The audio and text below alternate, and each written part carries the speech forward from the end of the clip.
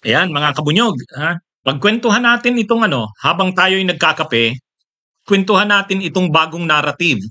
May bago na namang narrative o sinasabi itong kampo ni na Duterte, bakit daw dapat mapatalsik na si Marcos Jr. Ito yung ating pag-usapan ngayon, mga kabunyog, mga kababayan.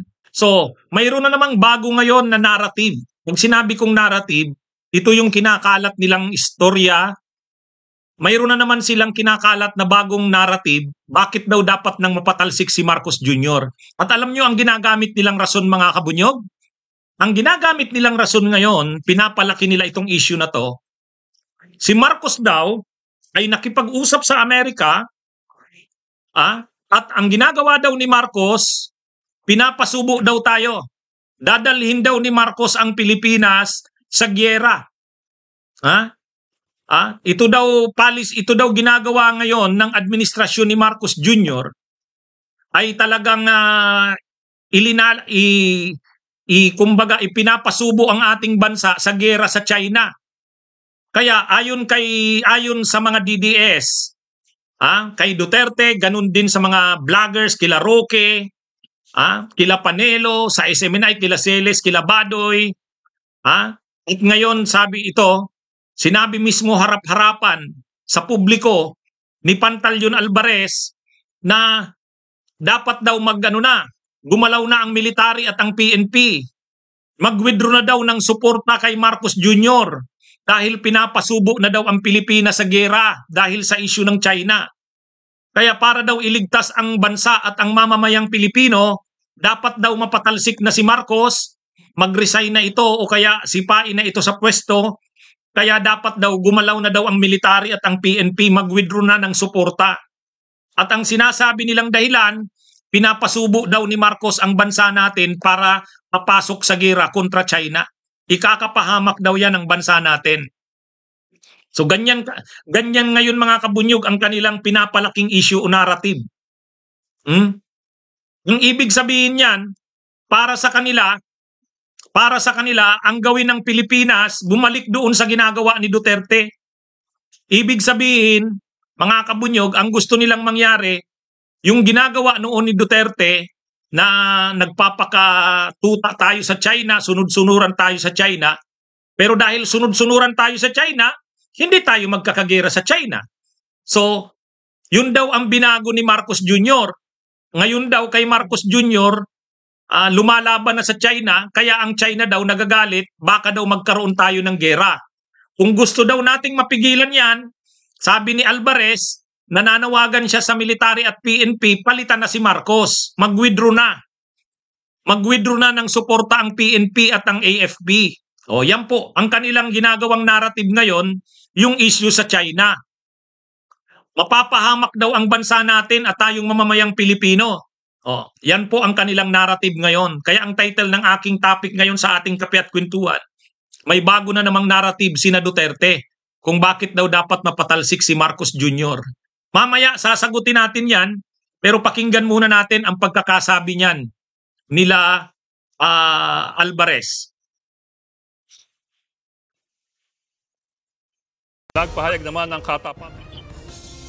Please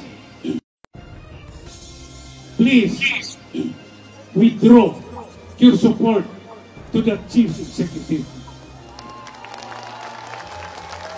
Pag po nag-withdraw kayo ng suporta sa kanya, ibig sabihin, sinusuportahan nyo ang provision sa saligang batas na to protect the people and the state. Hinikayat ni Davao del Norte 1st District Representative Pantaleon Alvarez ang Armed Forces of the Philippines na bawiin ang suporta sa Pangulo ng Bansa. Sa isinagawang political rally sa Tagum City, Davao del Norte kagabi, sinabi ni Representative Alvarez na ito ang dapat na tugon sa nangyayari ngayon sa West Philippine Sea. Wala akong makita na nakalagay sa saligang batas na sinasabi the Armed Forces of the Philippines shall protect the Commander-in-Chief. Wala po. Ang nakalagay sa saligang batas ganito, the Armed Forces of the Philippines shall protect the people and the state. Ngunit ang Armed So napanood nyo mga kabunyog, ang sinasabi ni Alvarez at yan din ang sinasabi ngayon ng mga DDS, dapat daw iligtas ang bansa at ang bayan. Kanino daw ililigtas? Kay Marcos. Kasi ipapahamak daw ni Marcos Jr. ang Pilipinas at ang bayan dahil pinapasubo daw tayo sa gera sa China. Sa madaling sabi, ang gusto nila Alvarez at ng mga DDS, bumalik tayo sa dating patakaran ni Duterte. Ang gusto nila, bumalik tayo sa dating patakaran ni Duterte. Ibig sabihin, wag tayong lumaban sa China. Sundin natin kung ano ang sinasabi ng China. Magpakatutok tayo sa China para walang gera. Yun. Ganun ang ginawa ni Duterte. Ganyan ang ano nila.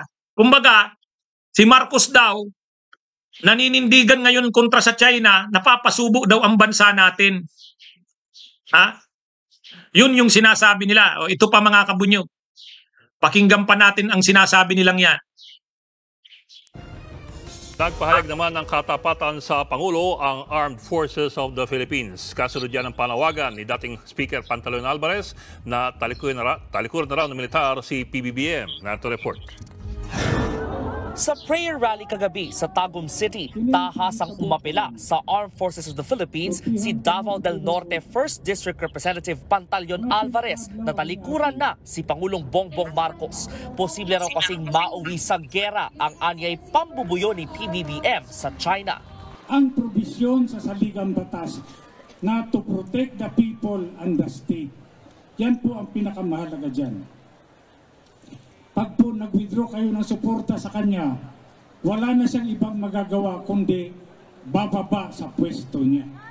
Ngayon pa lang, mas mainam daw na iprioridad ng AFP ang kapakanan ng publiko. Pag ba pinayagan natin na pumutok yung gera sa West Philippine Sea, yan ba pinrotektahan natin ang taong bayan? Pero ang panawagang yan ni Alvarez, Yan mga kabunyog. Yan ngayon ang kanilang narrative Yan yung narrative nila ngayon. Pinapasubo daw ni Marcos Jr. ang bansa para magkagira tayo sa China. Ngayon, ang dapat daw na gawin, patalsikin na si Marcos at sundin uli yung dating patakaran ni Duterte kasi yung patakaran ni Duterte, hindi tayo nagkakagira sa China.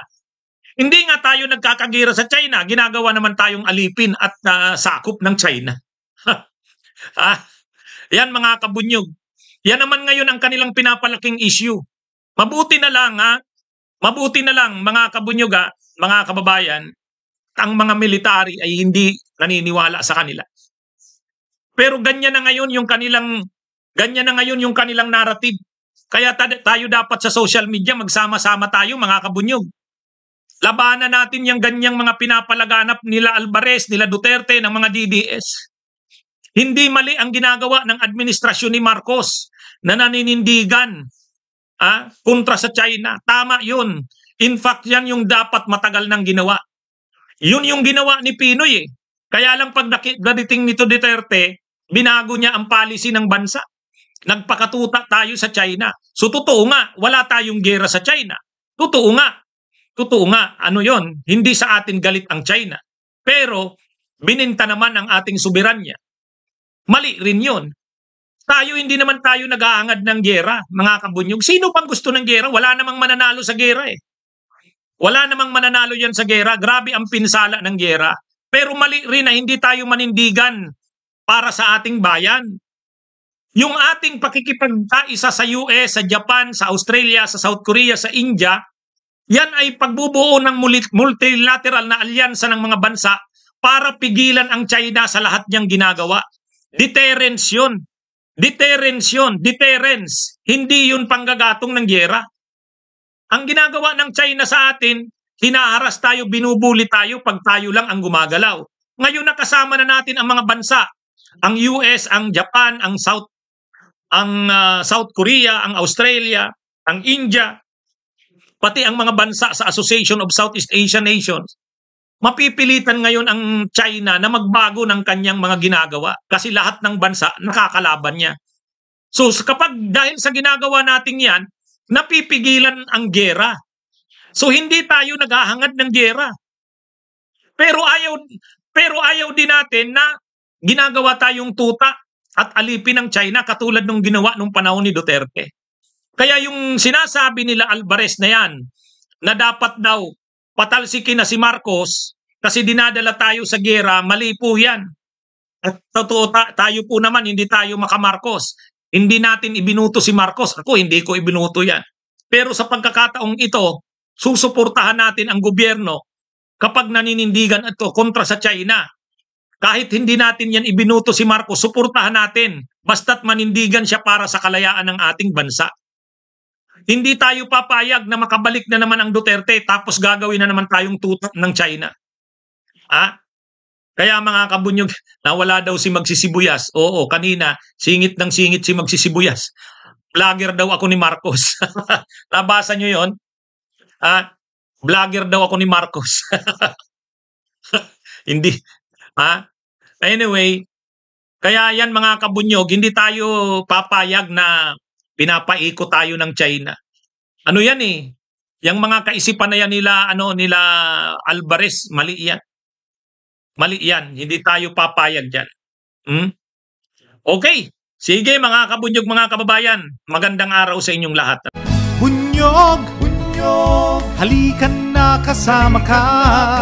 Bunyog, kapag buklod ay may pag-asa. Luzon, Visayas, Mindanao, isa ang pananaw. Sa bagong Pilipinas ang bunyog isisigaw. Bunyog, bunyog.